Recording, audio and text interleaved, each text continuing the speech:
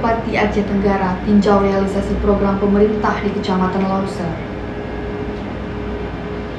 Penjabat Bupati Aceh Tenggara, Dr. Syakir MSI, melakukan kunjungan kerja ke Kecamatan Lauser. Sabtu 26 Agustus 2023 bersama pimpinan OPD di lingkungan pemerintah Kabupaten Aceh Tenggara.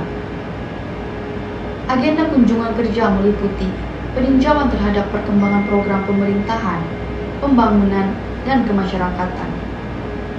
Dengan meninjau langsung kegiatan belajar mengajar di SD dan SMP, sarana dan prasarana kesehatan, disertai pemberian bantuan makanan tambahan bagi balita stunting, serta perkembangan pembangunan jalan dan parit di kilometer 24-35 Muara Situlen, Bunbun, Alas, yang didanai dari anggaran pendapatan belanja pemerintah